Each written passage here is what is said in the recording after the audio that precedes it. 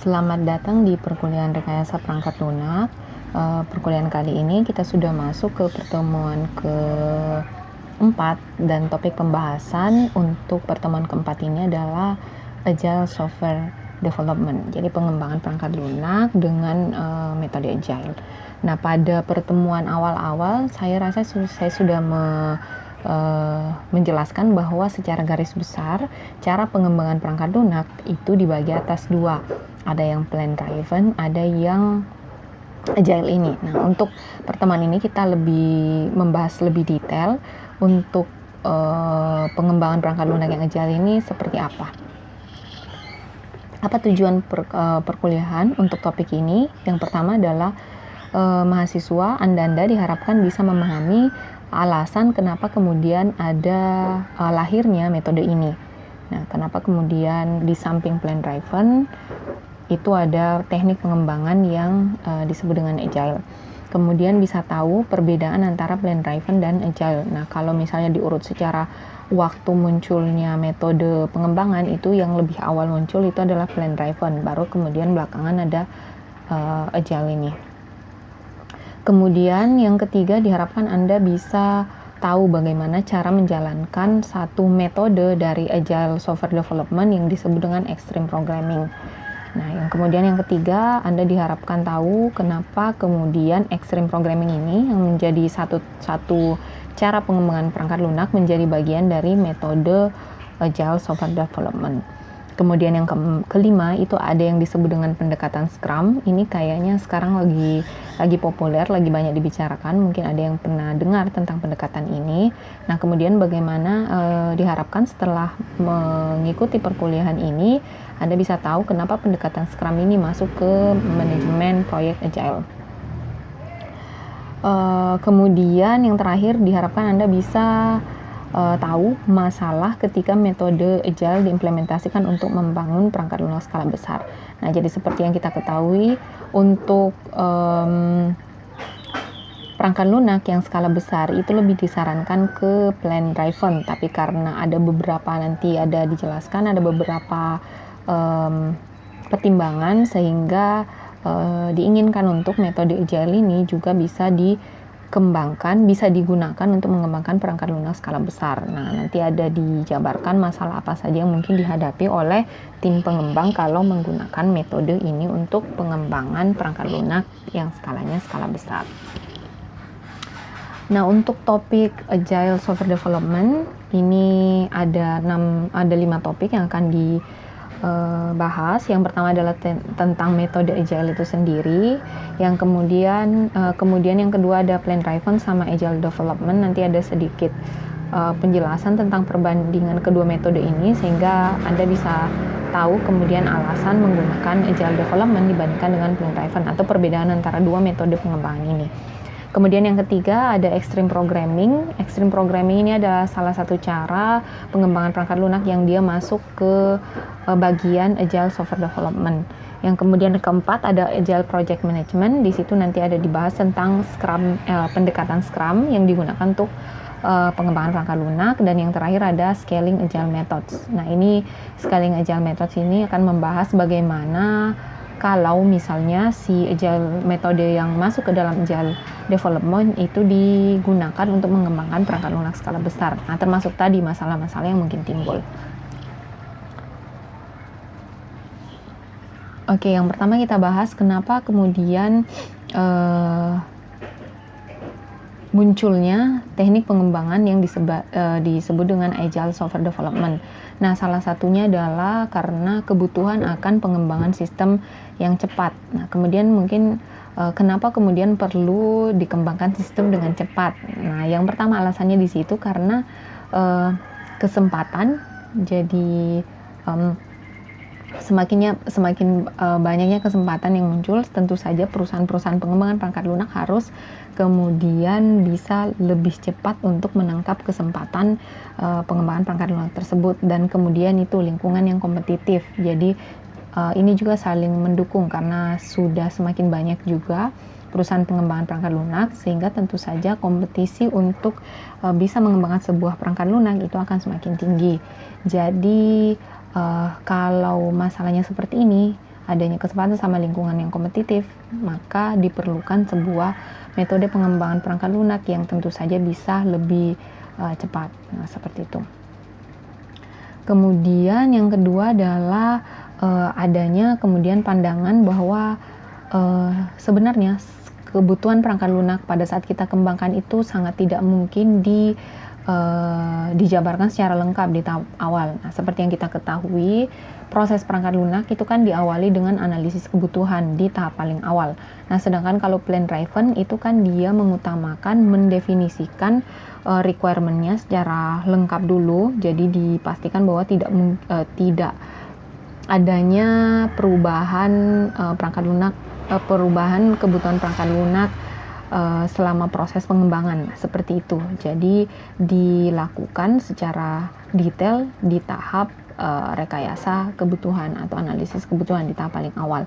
Nah, bagi tim pengembang atau beberapa pendapat mengatakan bahwa penentuan kebutuhan perangkat lunak secara lengkap di awal itu sangat tidak mungkin. Jadi pasti ada perubahan kebutuhan pada sistem. Nah, itu makanya di sini berpandangan bahwa tahap pendefinisian kebutuhan perangkat lunak di awal yang kemudian dicari secara lengkap itu membuang-buang waktu. Nah, seperti itu, atau memakan waktu. Kemudian dari situ bahwa dilihat bahwa plan driven ini yang dia mendefinisikan kebutuhannya secara kemudian hati-hati dan secara menyeluruh, secara lengkap di awal, dan kemudian baru berlanjut ke tahap selanjutnya. Ini tadi yang saya katakan bahwa dia mengulur waktu atau memakan waktu pengembangan sehingga tidak cocok untuk kemudian digunakan untuk membangun aplikasi-aplikasi bisnis. Nah, di mana aplikasi bisnis ini kan dia perubahan lingkungannya cepat.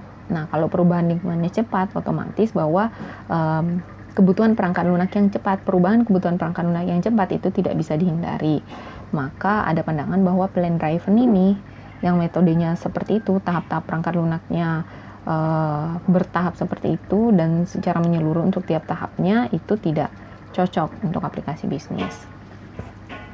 Maka muncullah atau karena beberapa poin tersebut tadi yang saya jelaskan, muncullah kemudian pemikiran bagaimana kemudian membuat sebuah metode perangkat lunak yang itu rapid software development, yang bisa mengembangkan perangkat lunak dengan cepat, yang bisa mengakomodir perubahan kebutuhan dengan cepat. Nah, seperti itu.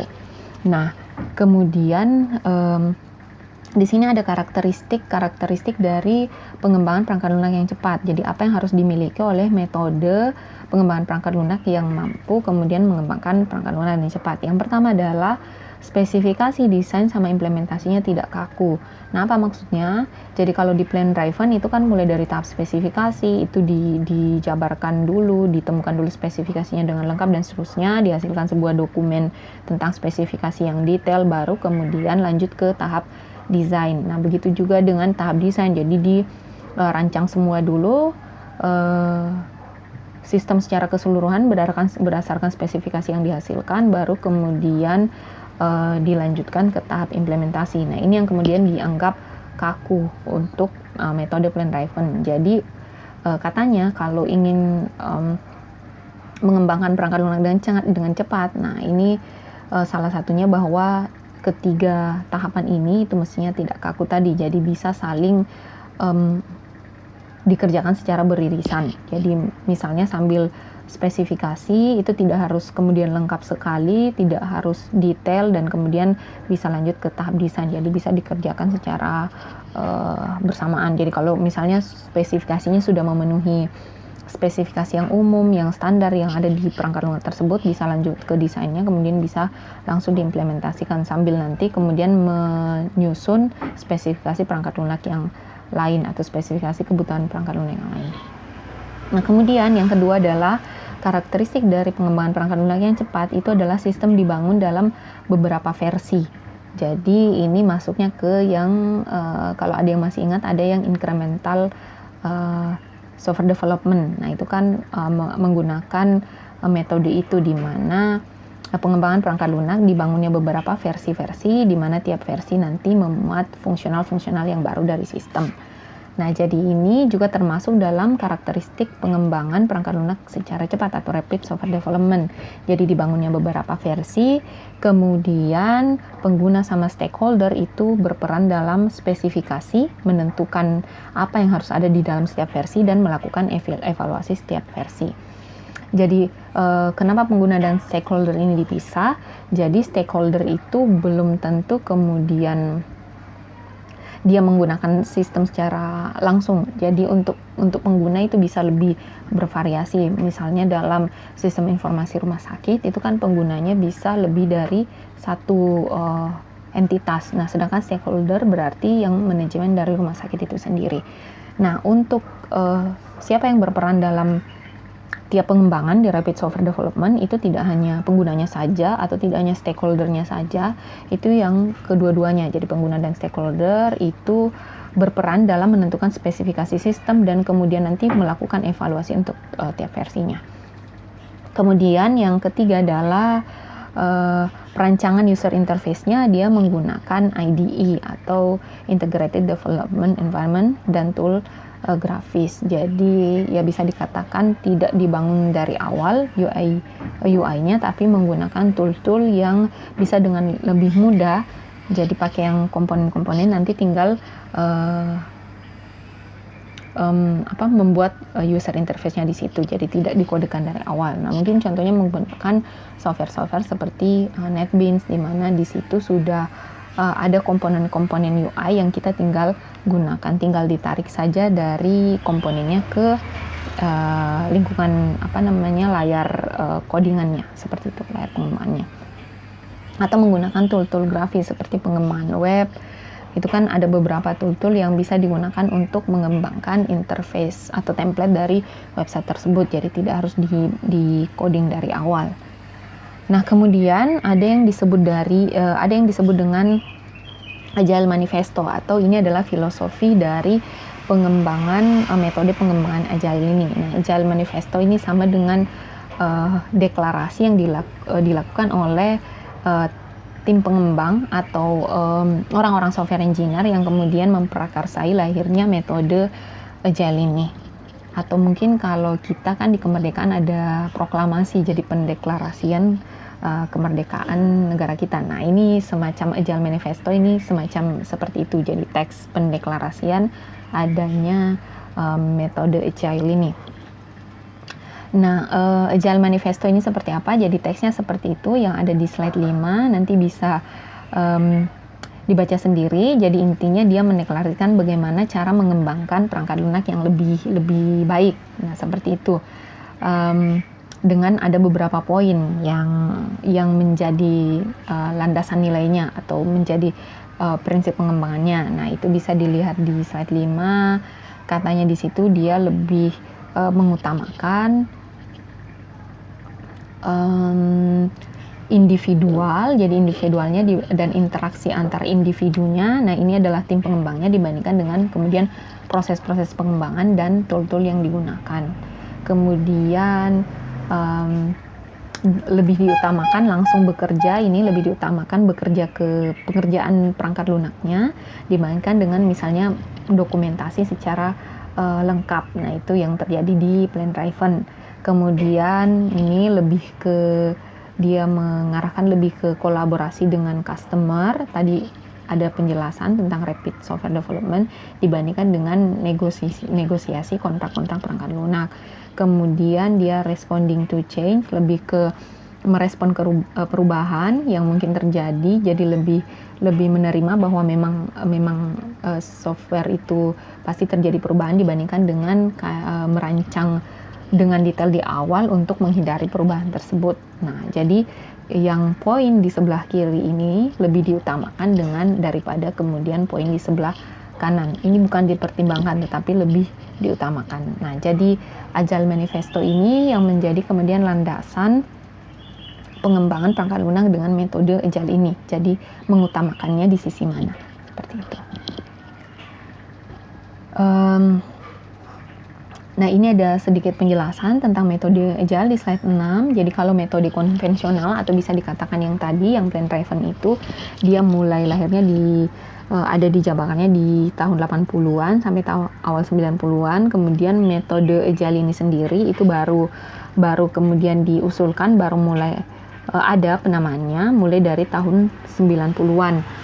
Di mana ada beberapa, mulai tahun 90-an ini ada beberapa metode yang kemudian dikembangkan, diusulkan oleh para pakar software engineering, misalnya seperti extreme programming, kemudian ada metode Scrum, ini sepertinya tahun 94-an munculnya metode Scrum, kemudian ada Crystal, ada Adaptive Software Development, ada DSTM, ada FDD, dan sebagainya. Ada beberapa metode yang sudah diusulkan yang termasuk ke dalam metode agile ini.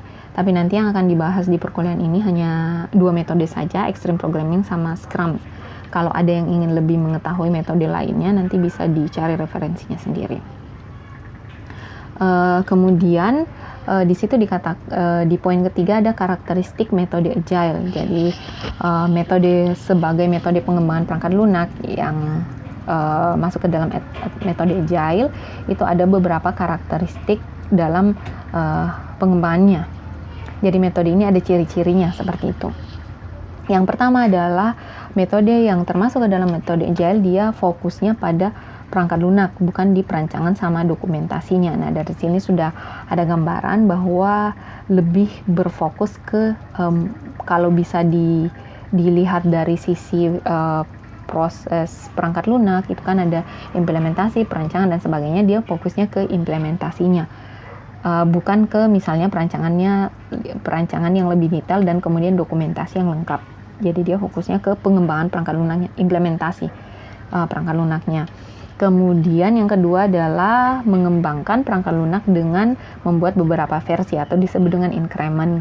Jadi setiap increment itu adalah perangkat lunak atau software yang skalanya skala kecil atau dia mengimplementasikan 1-2 fungsional.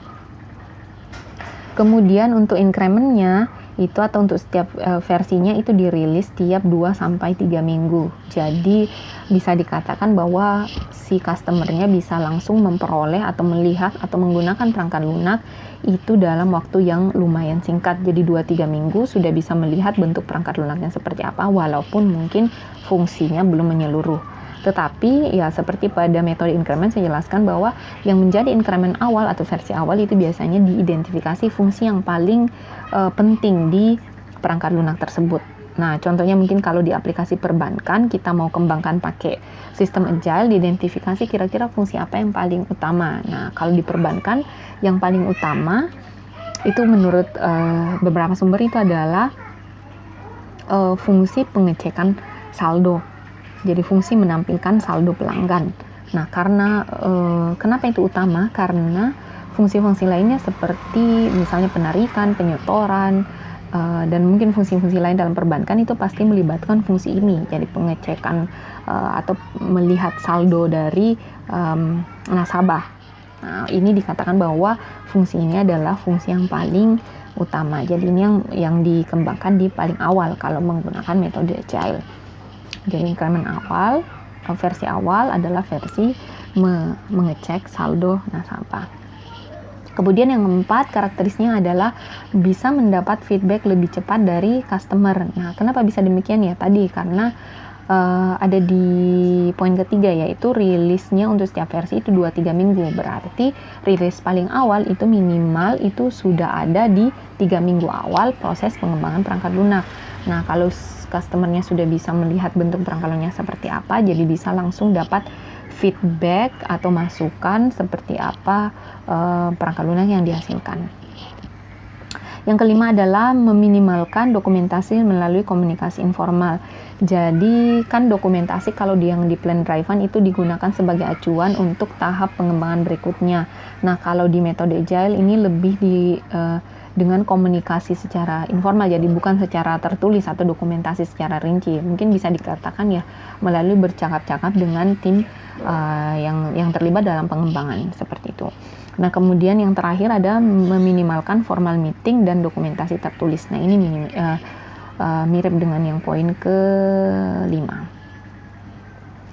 Jadi kalau formal meeting ini kan yang meeting kemudian menghadirkan semua tim, kemudian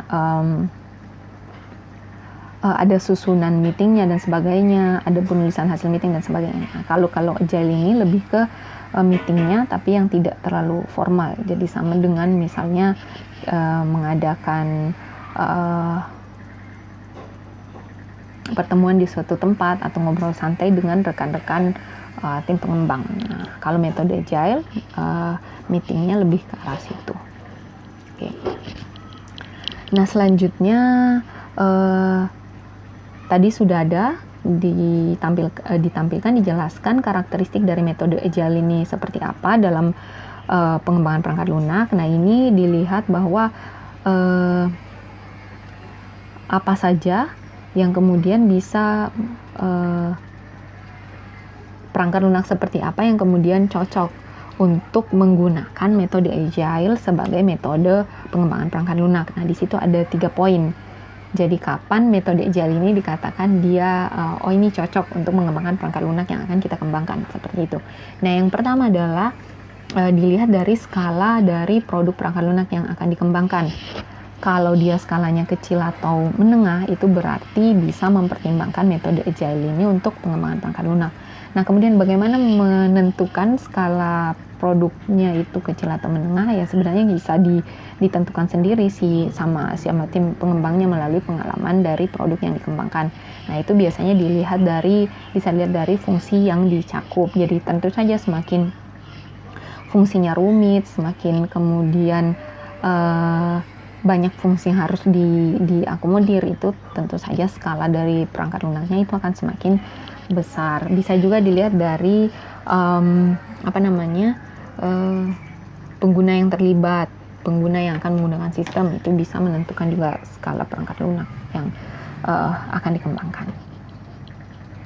Sama dengan sebenarnya kita membangun rumah. Kalau membangun rumah tinggal biasa yang tipenya tipe yang kecil, itu kan ya berarti rumahnya rumah kecil. Beda dengan kita mengembangkan misalnya sebuah gedung atau perhotelan. Nah, itu pengembangan misalnya gedung hotel itu kan dia skalanya sudah skala besar. Jadi sama dengan pengembangan perangkat lunak.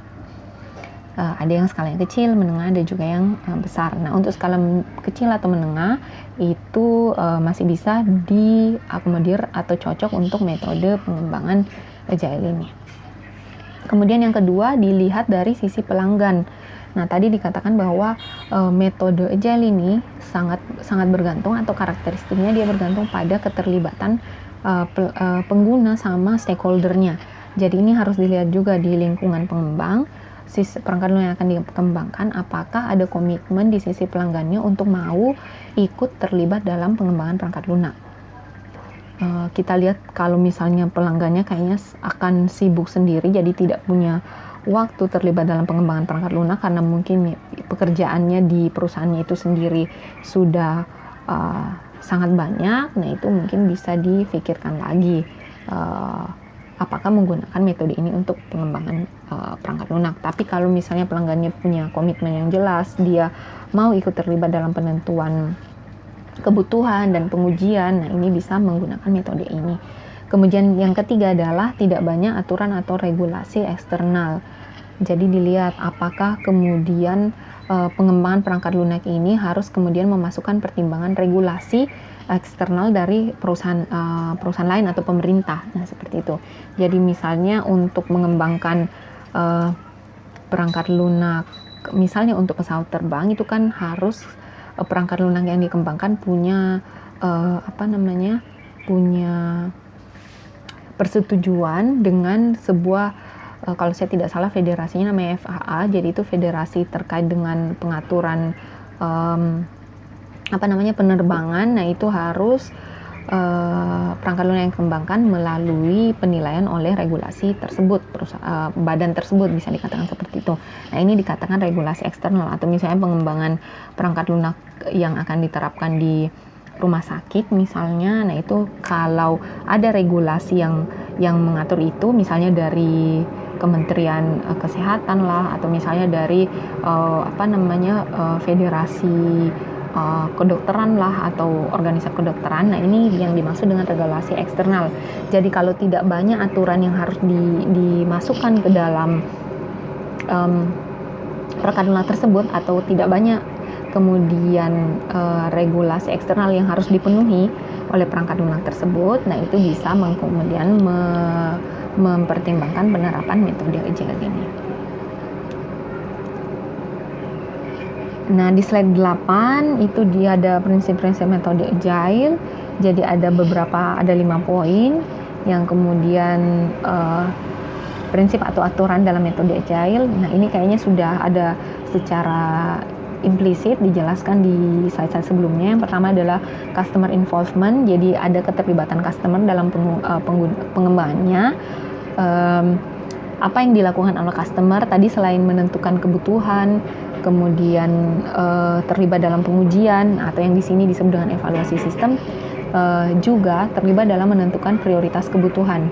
Untuk apa kemudian ditentukan prioritas kebutuhan? Ini untuk tadi, karena dia pengembangannya increment, jadi prioritas kebutuhan ini yang jadi acuan, kemudian kebutuhan apa yang akan dimasukkan ke increment selanjutnya. Jadi keterlibatan di customer itu di sisi itu. Kemudian yang kedua ada incremental delivery.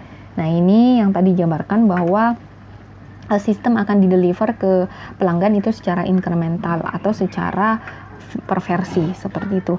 Kemudian yang ketiga adalah people not process. Jadi bukan hanya berfokus ke proses pengembangan perangkat lunak seperti mendefinisikan metode yang akan digunakan atau tahap-tahap proses pengembangannya seperti apa, tapi juga fokus ke si orang yang akan mengembangkan perangkat lunak. Jadi dilihat tim pengembangnya punya keahlian di mana, sehingga nanti akan lebih gampang untuk mengalokasikan orang-orang yang akan mengembangkan perangkat lunak. Jadi nanti akan mengerjakan proyeknya seperti apa. Seperti itu. Kemudian yang keempat ada embrace change, atau dia mengakomodasi perubahan. Nah, ini sudah ada bahwa dikatakan metode agile ini dia mengatakan bahwa perubahan itu tidak mungkin dihindari. Jadi perubahan kebutuhan perangkat lunak itu tidak mungkin dihindari karena tadi ada beberapa faktor seperti lingkungan pengembangan, ataupun misalnya lingkungan yang sangat kompetitif. Nah, itu jadi perubahannya tidak mungkin dihindari, sehingga metode ini lebih bagaimana kemudian perubahan-perubahan ini bisa diakomodasi. Yang terakhir adalah maintain simplicity, atau meminimalisir kompleksitas yang mungkin terjadi di perangkat lunak yang akan dikembangkan. Ini lebih ke ini, kalau jadi lebih sederhananya struktur perangkat lunaknya atau lebih sederhana perangkat lunak yang dikembangkan, itu sangat memungkinkan untuk dilakukan penambahan fungsi atau lebih mudah untuk dilakukan perubahan di perangkat lunak kalau requirement yang ada di perangkat lunak itu juga berubah. Nah, jadi prinsip-prinsip metode agile ini ada 5 poin. Nah, kemudian apa yang kemudian jadi masalah yang timbul kalau menggunakan metode ini untuk pengembangan perangkat lunak? Nah, yang pertama itu dari sisi pelanggan. Nah, karena metode agile ini sangat penting peran pelanggan yang ada di dalamnya, ini bisa jadi masalah sebenarnya. Jadi terus melibatkan pelanggan dalam proses itu bisa jadi masalah kalau misalnya pelanggan atau user yang dilibatkan itu punya pekerjaan yang penting juga di perusahaan atau organisasi tempat dia bekerja. Jadi tidak bisa juga kemudian maksimal ikut dalam proses pengembangan, sedangkan perannya sangat dibutuhkan di dalam pengembangan tersebut. Kemudian yang kedua adalah kepribadian anggota tim mungkin tidak cocok dengan pengembangan yang intens. Jadi tadi metode agile ini kan dia deliver sistemnya itu bisa 2-3 minggu. Jadi pengembangannya memang sangat intensif dan butuh misalnya komunikasi secara informal. Jadi butuh berkomunikasi dengan tim pengembangan lainnya.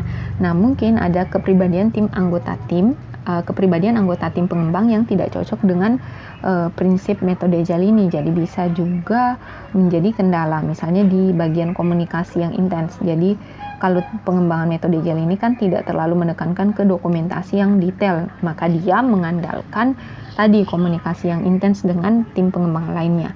Nah, kalau ada anggota tim yang kepribadian mungkin tidak cocok dengan hal itu, nah ini bisa menjadi kendala di pengembangan dengan metode agile. Yang ketiga adalah penentuan prioritas perubahan merupakan hal yang sulit. Nah ini kan tadi karena dia juga melakukan rilis sistem tiap 2-3 minggu, kemudian dapat feedback dari dari penggunanya. Nah ini kan feedbacknya bisa menjadi masukan untuk increment atau versi selanjutnya. Bisa juga kalau tidak ada tidak ada feedback untuk perubahan, bisa memasukkan fungsional baru ke increment selanjutnya. Nah ini bisa jadi ini masalah. Jadi fungsi apa yang akan dimasukkan ke increment selanjutnya? Jadi fungsi apa yang diprioritaskan? Kenapa ini jadi masalah? Jadi kalau di dalam organisasi yang akan diterapkan tempat akan diterapkannya perangkat lunak itu kan bisa usernya lebih dari satu. Nah misalnya kalau di rumah sakit usernya bisa saja misalnya bagian manajemen rumah sakitnya, kemudian perawatnya mungkin, pegawainya, dokternya dan seterusnya. Jadi ada banyak kepala yang terlibat dalam tadi penentuan prioritas. Nah bisa saja orang-orang ini, pengguna-pengguna ini dia mau mengutamakan atau memprioritaskan fungsi-fungsi sistem yang terkait dengan pekerjaannya mereka. Nah ini bisa jadi masalah. Jadi menentukan prioritas perubahan atau menentukan prioritas yang akan dimasukkan ke ke dalam increment selanjutnya itu bisa kemudian tidak menemui titik temu di antara user-user yang terlibat di dalam pengembangan tersebut atau di dalam penggunaan perangkat lunak tersebut.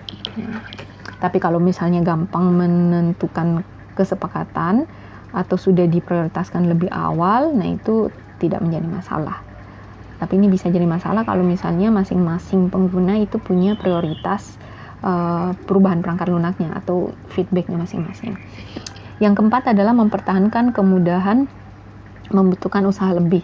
Jadi tentu saja tadi kan prinsipnya salah satunya adalah maintaining simplicity. Nah itu tentu saja untuk simplicity yang bisa mengakomodir perubahan perangkat lunak itu tidak mudah, apalagi ditambah dengan metode agile ini dia pengembangannya intens. Jadi tiap 2-3 minggu itu harus ada rilis versi yang baru. Nah kemudian yang kelima, perubahan suasana kerja di perusahaan pengembang. Nah misalnya perusahaan pengembangnya itu kan sudah mengadopsi metode plan driven yang cukup lama. Nah, kemudian kalau plan driven kan ini lumayan beda proses-prosesnya dengan metode agile, mulai dari dokumentasinya harus detail kalau di plan driven, kemudian meetingnya juga harus formal dan sebagainya. Nah, ini kalau misalnya tiba-tiba diadopsi metode agile sedangkan suasana kerjanya masih kemudian mengadopsi yang plan driven secara menyeluruh, nah itu bisa menjadi kemudian tantangan tersendiri kalau kemudian beralih ke metode agile ini. Kemudian yang terakhir adalah masalah di kontrak. Jadi kan pada saat tim pengembang itu mau mengembangkan perangkat lunak itu kan diawali dengan pembuatan kontrak yang isinya antara lain fungsionalnya seperti apa, kemudian lama pengembangan sistemnya berapa lama, dan kemudian biaya yang harus dibayarkan oleh perusahaan yang akan dikembangkan perangkat lunaknya. Nah itu biasanya didasarkan atas requirement system atau kebutuhan perangkat lunak yang mengacu ke dokumen yang dihasilkan di tahap spesifikasi. Nah seperti itu. Nah yang jadi masalah di metode agile ini itu kan requirement analisisnya, requirement engineeringnya itu kan tidak dilakukan secara menyeluruh. Jadi identifikasi fungsi-fungsi atau requirement yang utama dulu, baru kemudian lanjut ke tahap berikutnya dan seterusnya. Nanti fungsionalnya bisa bertambah seiring dengan tahap pengembangan. Nah ini bisa jadi masalah di bagian kontrak, di mana mungkin perusahaan yang meminta perusahaan tempat penerapan perangkat lunak akan dilakukan itu dia butuh perkiraan misalnya biayanya di awal dan lama pengembangannya untuk jadi dasar kontrak tersebut. Nah, jadi fungsi-fungsi yang akan dikembangkan menjadi dasar dari kontrak, sedangkan agile method dia tidak mendefinisikan requirement-nya secara lengkap di awal, jadi nanti secara berangsur. Nah, itu bisa jadi masalah. Nah, solusinya bisa mendasarkan kontrak pengembangan di waktu pengembangan. Jadi dikira-kira waktu pengembangan perangkat lunaknya berapa lama, baru kemudian itu yang dijadikan dasar kontrak pengembangan perangkat lunaknya, bukan didasarkan dari fungsional dari sistem yang akan dikembangkan. Jadi ini ada berapa poin? Ada 6 poin yang bisa menjadi masalah pada saat menggunakan metode agile dalam pengembangan perangkat lunak. Selanjutnya di sini di slide 10 ada penjelasan perbedaan antara plan driven sama agile. Di sini di review sedikit, plan driven itu seperti pada waterfall, itu kan dia memiliki tahapan yang terpisah, mulai dari analisis requirement sampai evolusinya. Nah, kalau tahapannya terpisah, di sini plan driven dia sangat penting, jadi mementingkan ada gambaran spesifikasi dan perancangan yang rinci sebelum tahap implementasi.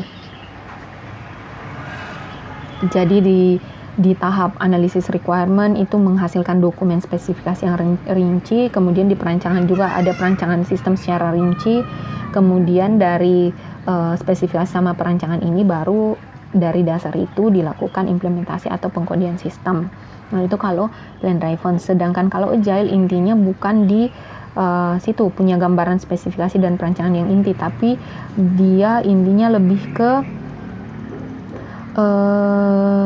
perancangan dan implementasinya langsung. Jadi bagian spesifikasinya ini, perancangan spesifikasinya tidak terlalu kemudian dirincikan, karena tadi dia lebih berprinsip ke mengakomodir perubahan. Jadi berprinsip bahwa requirement itu atau spesifikasi sangat mungkin berubah, jadi tidak sangat membuang-buang waktu kalau menghabiskan terlalu banyak waktu untuk mendefinisikan spesifikasi secara rinci.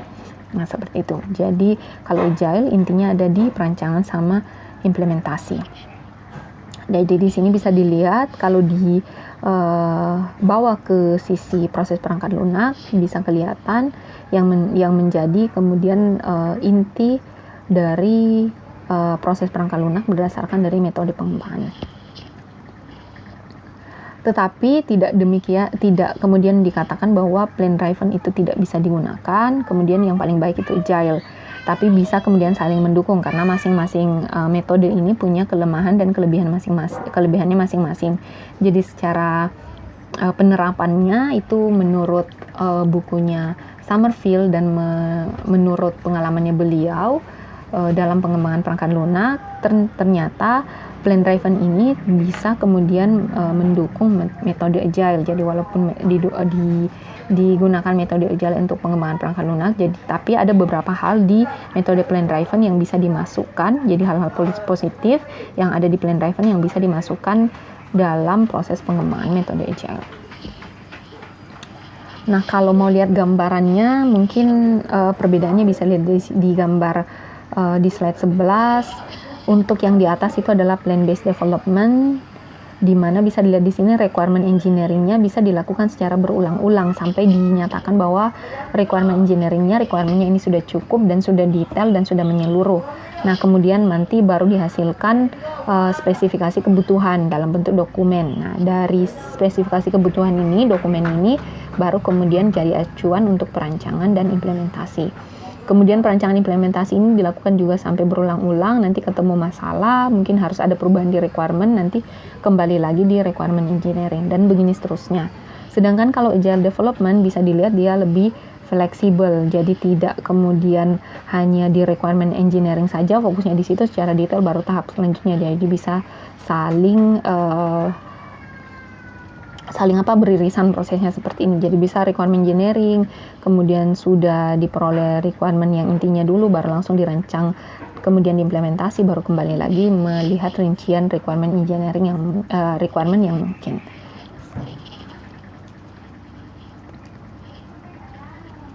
Nah, di slide 12 ini ada beberapa poin-poin yang bisa kemudian dijadikan pertanyaan untuk tim pengembang untuk memutuskan apakah menggunakan plan driven atau menggunakan agile dalam pengembangan perangkat lunaknya. Jadi ada beberapa poin lah. Nah, mungkin kalau nanti kedepannya kita menjadi seorang tim pengembang dan punya dapat proyek pengembangan perangkat lunak, nah kemudian mau memutuskan apakah ini saya mau pakai plan driven atau pakai agile. Nah, bisa kemudian menanyakan beberapa hal ini atau menjadikan beberapa hal ini sebagai pertimbangan untuk menentukan metode pengembangan perangkat lunak. Yang pertama, pertanyaannya apa? Yang pertama adalah apakah penting memiliki spesifikasi yang rinci dan perancangan sebelum lanjut ke tahap implementasi. Jadi ini dilihat di lingkungan tempat dikembangannya perangkat lunak, jadi dilihat apakah dengan tim yang dimiliki atau misalnya dengan perusahaan yang terlibat dalam pengembangan perangkat lunak ini harus punya dokumen spesifikasi yang rinci untuk kemudian bisa lanjut ke tahap perancangan. Nah, tentu saja kalau harus spesifikasinya rinci, misalnya karena tim pengembangnya tidak berada di satu tidak berada di satu tempat, dia misalnya ada bagian pengembangan perangkat lunak yang di outsource, nah itu biasanya harus memiliki spesifikasi perangkat lunak yang rinci. Nah, seperti ini. Jadi kalau spesifikasinya rinci, ya lebih memilih yang plan driven tadi. Kemudian yang kedua, apakah memungkinkan memperoleh feedback dengan cepat dari pelanggan? Nah, jadi kalau mampu kemudian pengembangan perangkat lunaknya ini dapat feedback dengan cepat dari pelanggan, maka lebih baik menerapkan yang agile. Kemudian yang ketiga, seberapa besar sistem yang dikembangkan. Nah, ini mengacu tadi, kalau misalnya sistemnya skala besar, itu lebih baik yang plan driven dibandingkan yang agile. Kemudian yang keempat, tipe sistem apa yang akan dikembangkan. Nah, itu kalau plan driven, dia lebih diutamakan untuk tipe sistem yang membutuhkan banyak analisis sebelum implementasi. Misalnya sistem-sistem yang dia sangat mementingkan keamanan, karena kalau misalnya ada kegagalan di sistem, itu bisa sampai mungkin menimbulkan kerugian seperti kerugian korban jiwa misalnya. Nah, kalau seperti itu, dia kan membutuhkan analisis yang lebih detail sebelum implementasinya, baik itu analisis security-nya, keamanannya, dan seterusnya. Nah, itu perlu dianalisis lebih detail di awal. Nah, itu disarankan lebih ke plan driven. Kemudian berapa lama lifetime dari sistemnya? Kalau long lifetime butuh lebih banyak dokumentasi perancangan. Jadi kalau sistemnya kira-kira akan digunakan dalam jangka waktu yang lama. Nah, ini kan kalau digunakan dalam jangka waktu yang lama, otomatis tim yang terlibat nanti untuk maintenance-nya itu bisa saja orangnya sudah berbeda. Nah, kalau orangnya sudah berbeda, itu akan lebih bagus kalau software-nya punya dokumentasi perancangan yang lebih detail. Jadi ketika terjadi perubahan, orang yang menangani perubahannya itu bukan orang yang kemudian ikut dalam pengembangan, itu lebih punya panduan kalau punya dokumentasi perancangan.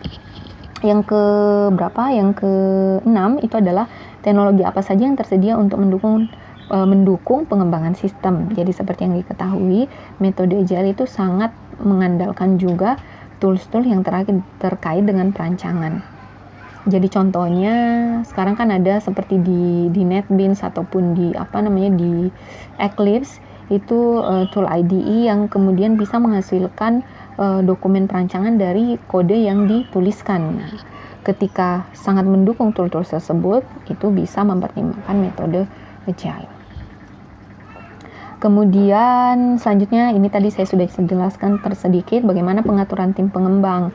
Jadi kalau tim pengembangnya itu tidak kemudian berada di satu lokasi, jadi tidak memungkinkan kemudian komunikasi yang intensif atau bertemu setiap hari seperti itu, tapi tim pengembangnya tersebar atau outsourcing, itu tentu saja membutuhkan dokumen desain yang akan lebih bagus. Kalau ada dokumen desain, itu kan menjadi satu alat komunikasi antara tim pengembang. Jadi tinggal membaca dokumen desainnya tersebut, sudah tahu gambaran secara rincinya sistem yang dikembangkan mau seperti apa. Dan kemudian pembagian tugasnya pun dari dokumen rancangannya bisa dilakukan. Jadi misalnya di perancangan itu kan ada arsitektur desain yang kemudian bisa menghasilkan rancangan komponen apa saja yang ada di perangkat lunak. Nah, itu kemudian bisa dibagi-bagi siapa yang kemudian mengembangkan komponen yang mana. Nah, seperti itu. Jadi kalau tim pengembangnya outsource atau tersebar, akan lebih bagus kalau punya dokumen desain yang detail. Nah, jadi kalau misalnya pakai yang agile, tapi agile ini kan tidak fokusnya ke dokumen desain yang detail. Nah, bisa kemudian mengadopsi cara-cara yang dilakukan di plan driven.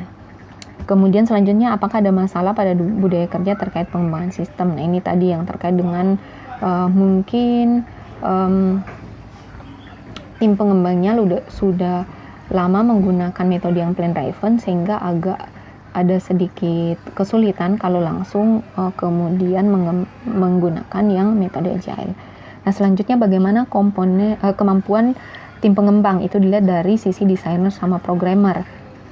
Jadi menurut beberapa penelitian tentang perbandingan dua metode ini, metode agile itu sangat didukung atau sangat bagus ketika sumber daya yang dipunyai itu adalah sumber daya yang berpengalaman. Jadi sudah punya pengalaman dalam pengembangan sistem.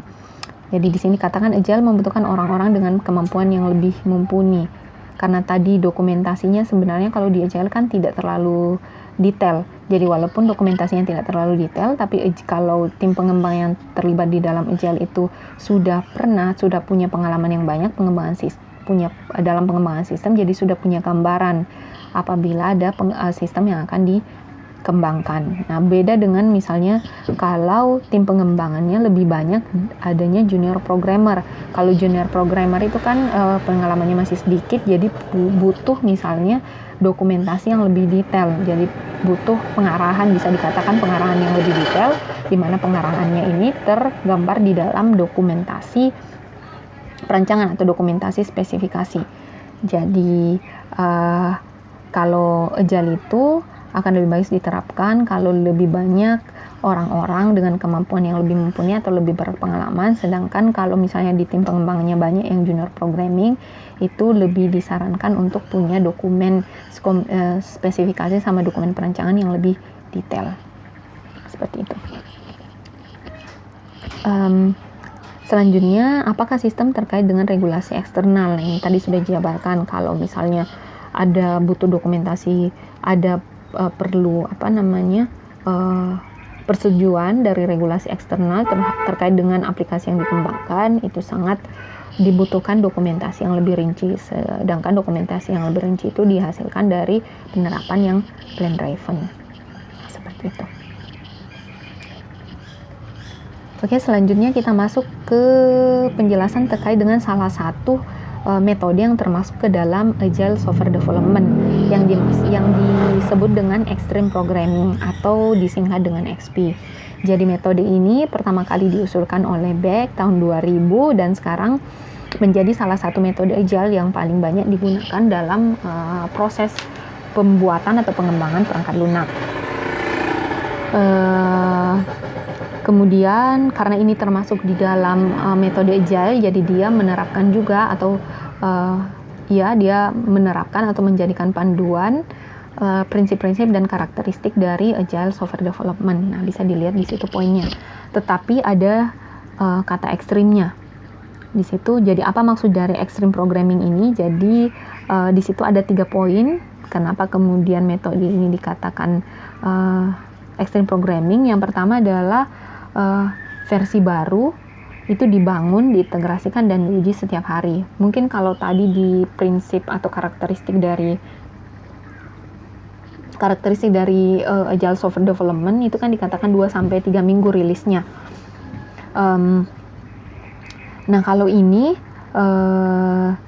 increment-nya itu bisa tiap 2 minggu sudah di-deliver ke pelanggan. Kalau sudah deliver ke pelanggan itu berarti bahwa sudah dilakukan pengujian di sisi pengembang. Jadi lebih intensif pengembangannya. Nah, makanya dikatakan dengan ekstrim. Kemudian pengujian dilakukan untuk setiap versi dan disetujui jika semua pengujian sudah berhasil. Nah, seperti itu. Jadi dia bisa dibahasakan membawa Agile Software Development ke tahap yang lebih ekstrim atau pengembangannya lebih intens seperti itu. Nah, di dalam metode ini, jadi extreme programming ini requirement atau kebutuhan penggunanya itu dituliskan dalam bentuk skenario atau disebut dengan cerita pengguna. Jadi di skenario itu kan dituliskan sama dengan cerita pengguna. Ya, jadi requirement-nya atau kebutuhan penggunanya itu kan kebutuhan pengguna kalau di tahap-tahap pengembangan lainnya itu biasanya dituliskan dalam daftar kebutuhan perangkat lunak atau daftar kebutuhan penggunanya. Nah, kalau di extreme programming ini dituliskannya dalam bentuk skenario atau user story atau customer story. Kemudian ini ada prinsip dari metode Agile pada XP. Jadi prinsip metode Agile itu tadi sudah ada. Kemudian ada beberapa tambahan khusus untuk yang extreme programming ini. Nah, yang pertama prinsipnya ada incremental. Jadi sama dengan metode Agile di mana sistem dibangun dalam bentuk bagian-bagian kecil.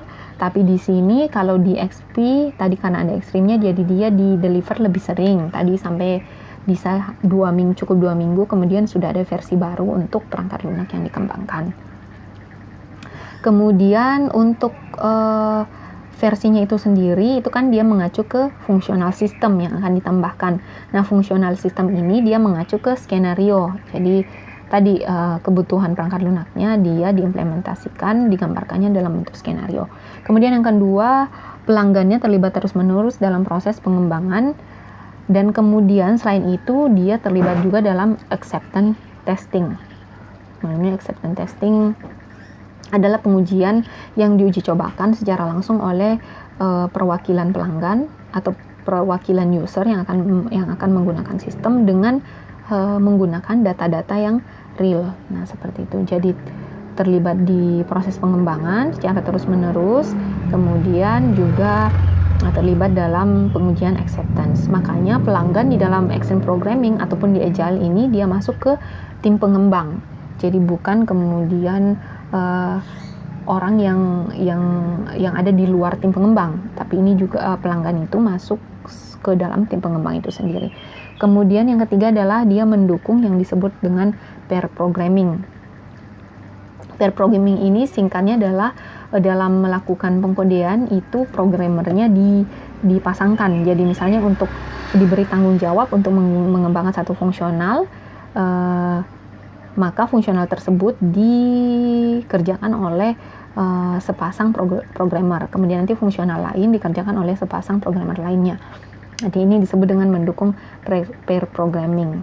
Jadi di dalam tim pengembang nanti dibagi tim-tim kecil lagi. Satu tim terdiri atas 2 orang yang kemudian diberikan tanggung jawab fungsional tertentu dari bagian versi perangkat lunak.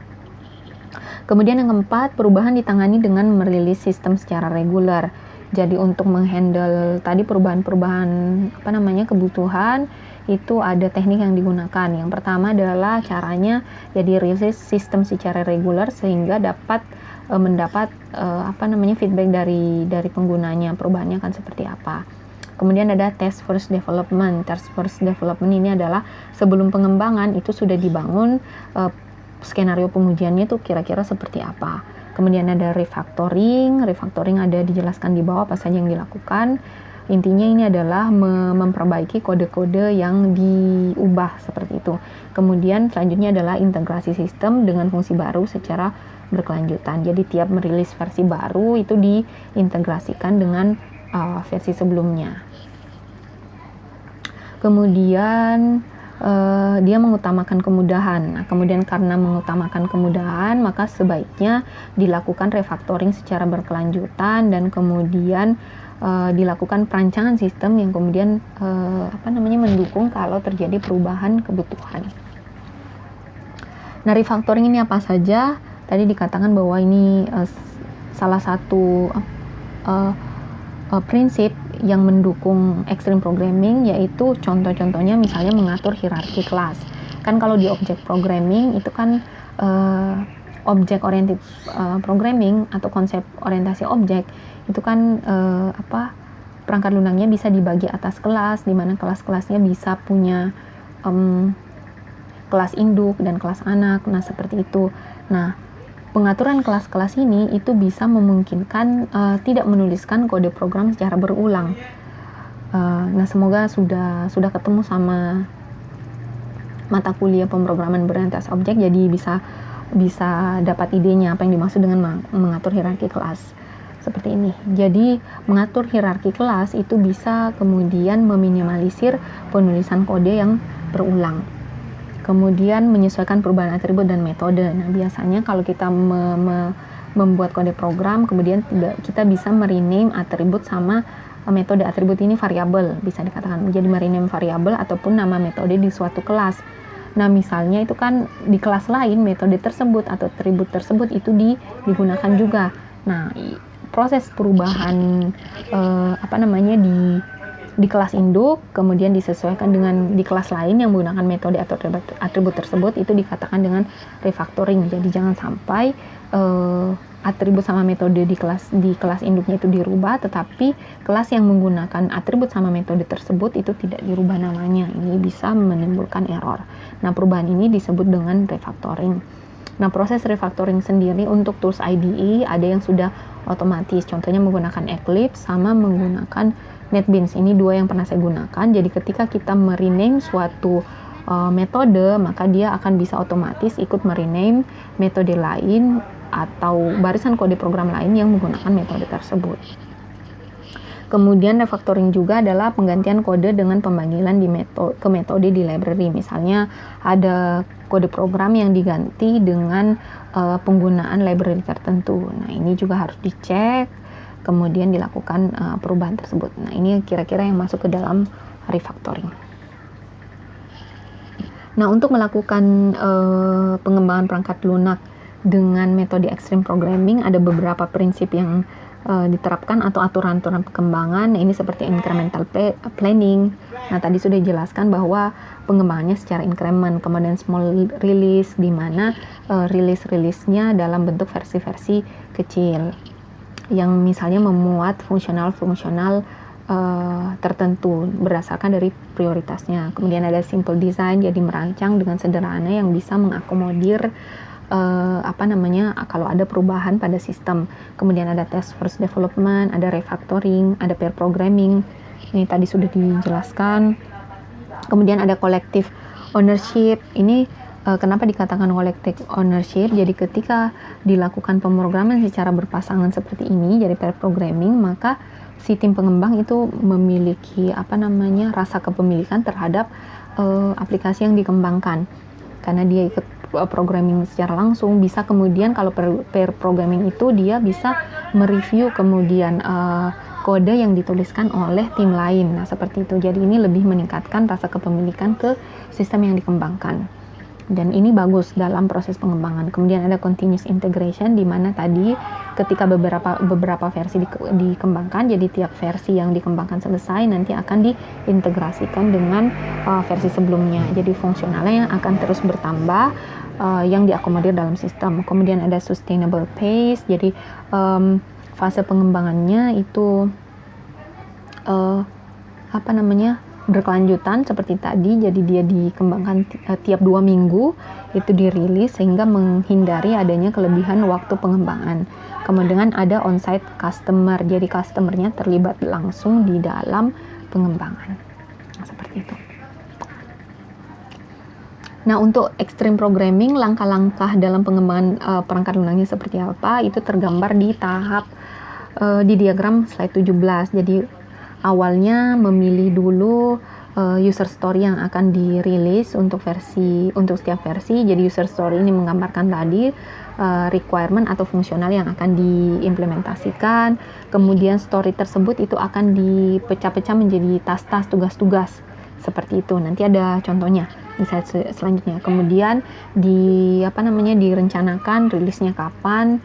Kemudian setelah itu direncanakan dibangun sistemnya sesuai dengan tadi tas-tas yang ada, diintegrasikan, kemudian diuji. Setelah itu dirilis softwarenya. Setelah dirilis, kemudian pengguna bisa melakukan evaluasi sistem atau versi yang dirilis tersebut, kemudian memberikan feedback. Setelah itu berlanjut lagi seterusnya. Feedbacknya bisa dijadikan pertimbangan untuk rilis versi berikutnya, atau bisa juga diambil user story yang lain atau requirement selanjutnya yang akan diterapkan ke versi selanjutnya dan seterusnya. Nah, jadi kira-kira langkahnya seperti ini. Nah, untuk tadi dikatakan bahwa kebutuhan dari perangkat lunak di extreme programming itu diimplementasikannya dalam bentuk skenario atau disebut dengan story card. Nah, seperti itu. Jadi siapa yang menyusun si skenario ini atau story card? Itu adalah salah satunya pelanggan juga dilibatkan. Jadi pelanggan dilibatkan dalam menyusun skenario dan kemudian juga dilibatkan dalam penentuan prioritas kebutuhan sistem, di mana ini akan berguna untuk menentukan kebutuhan sistem mana yang akan dirilis di awal-awal versi. Kemudian yang kedua, kebutuhan dibuat seperti skenario atau kisah cerita pengguna. Jadi umumnya kalau kebutuhan itu kalau dalam representasinya dalam bentuk daftar kebutuhan itu kan dalam bentuk 1-2 kalimat saja. Nah sedangkan kalau yang di XP ini dia dalam bentuk cerita. Jadi cerita bagaimana kemudian pengguna tersebut menjalankan fungsi tertentu di lapangan, jadi tempatnya dia bekerja. Nah seperti itu. Kemudian dari story card, dihasilkan story card, kemudian dipecah-pecah menjadi beberapa task. Kemudian setelah itu diestimasikan berapa usaha yang dibutuhkan untuk menyelesaikan story card tersebut dan sumber daya apa saja yang digunakan. Nah seperti itu. Bisa juga estimasi waktu penyelesaiannya seperti apa. Kemudian akan memperbaiki kebutuhan yang ada, kemudian memilih cerita atau story card yang akan diimplementasikan. Nah kemudian diidentifikasi fungsi yang pengerjaannya 2 minggu. Jadi bisa saja mungkin satu story card itu fungsi yang ada di story card tersebut lebih dari satu. Nah itu bisa diidentifikasi yang mana kemudian fungsi dari story card yang pengerjaannya bisa 2 minggu. Nah itu kemudian yang dipilih untuk diimplementasikan dalam versi pengembangan atau increment. Nah kemudian setelah diidentifikasi fungsi pengerjaan 2 minggu, fungsinya ditentukan yang akan dikerjakan, kemudian programmer akan bekerja secara berpasangan atau tadi yang disebut dengan pair programming. Kemudian selanjutnya selain mengembangkan perangkat lunaknya tadi, fungsional tersebut, tim programming ini juga yang tadi pair programming itu mengembangkan skenario pengujian untuk setiap tugasnya akan seperti apa. Jadi pengujian untuk versi ini itu disusun skenarionya seperti apa caranya akan diuji atau bagian-bagian mana yang akan diuji. Nah, seperti itu. Nah, di slide 19 dari tadi kita cerita tentang story card akan seperti apa, bagaimana bentuknya itu bisa dibaca. Nah, itu salah satu contoh story card di sebuah aplikasi rumah sakit, aplikasi klinik. Itu di slide 19 itu sebuah story card untuk meresepkan obat. Nah, seperti itu. Nah, bisa dilihat di situ jadi benar-benar seperti cerita. Jadi penggunanya seperti bercerita, bahkan ada nama dari usernya. Nah, itu. Oke. Kemudian tadi langkah-langkahnya setelah dapat satu story card yang menjelaskan fungsi yang berjalan di perangkat lunak akan seperti apa. Nah, itu dipecah-pecah menjadi beberapa task atau beberapa tugas yang mungkin ada. Misalnya dalam melakukan penulisan resep obat ini bisa saja ada beberapa task yang terjadi, misalnya mengganti dosis dari obat yang diresepkan, kemudian memilih formulanya seperti apa, kemudian mengecek dosisnya seperti apa untuk pengobatan, untuk peresepan obat seperti itu. Nah, seperti ini. Jadi langkah-langkahnya kemudian nanti dari tas-tas ini lagi nanti ya tadi akan dipilih yang 2 minggu untuk pengerjaan 2 minggu yang mana saja. Tetapi kalau dalam story card semua tas yang ada bisa diselesaikan dalam 2 minggu. Nah, bisa dimasukkan ke dalam satu increment saja. Seperti itu. Nah, kemudian ini ada prinsip bagaimana extreme programming bisa menangani perubahan. Nah, kalau di metode konvensional itu kan untuk bisa mengakomodir perubahan itu dia lebih mengalokasikan waktu dan usaha yang lebih di tahap desain. Jadi bagaimana merancang desain yang bisa meminimalisir terjadinya perubahan pada perangkat lunak, karena perubahan itu sendiri tentu saja mempengaruhi biaya dan mungkin lama pengerjaan perangkat lunak. Kalau XP malah sebaliknya, jadi dia menganggap bahwa perubahan itu memang pasti terjadi dan tidak bisa dihindari. Maka caranya adalah bagaimana kemudian perubahan itu bisa diakomodir agar tidak membutuhkan biaya yang banyak dengan mengidentifikasinya di awal tahap pengembangan perangkat lunak, seperti itu.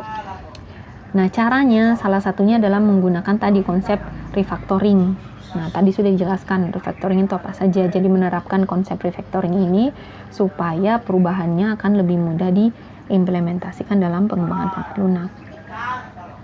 Setelah kemudian prakteknya di lapangan, walaupun mungkin sebuah tim atau organisasi pengembangan perangkat lunak dia mengadopsi pendekatan extreme programming ini, tapi tidak semua kemudian tadi ada beberapa prinsip pengembangan extreme programming diterapkan, tapi kemudian masih memilih sesuai dengan keadaan perusahaan pengembang. Jadi di slide berapa tadi?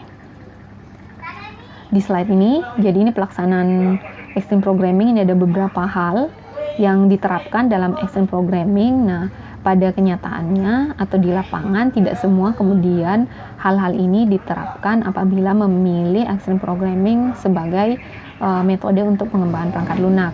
Nah, tetapi umumnya pada saat digunakan extreme programming ini yang ada itu pasti ada yang 3 ini, yang di bold jadi small release, ada test first development, sama ada continuous integration. Nah, seperti itu. Seperti kalau yang penyusunan skenario itu ada beberapa kasus di pengembangan perangkat lunak yang tidak menggunakan skenario untuk mendefinisikan kebutuhan perangkat lunaknya, tetapi tetap menggunakan daftar kebutuhan perangkat lunak. Seperti itu. Oke, itu tadi penjelasan tentang Agile Software Development. Kita sudah menjelaskan membahas satu metode pengembangan Agile, yaitu Extreme Programming. Nah, untuk pertemuan 5 nanti masih membahas terkait Agile Software Development. Jadi penjelasan sedikit tentang Extreme Programming itu ada dijabarkan tentang proses testingnya, sama ada penjelasan tentang pendekatan Scrum sebagai salah satu metode dalam Agile Software Development. Saya kira cukup sekian. Terima kasih.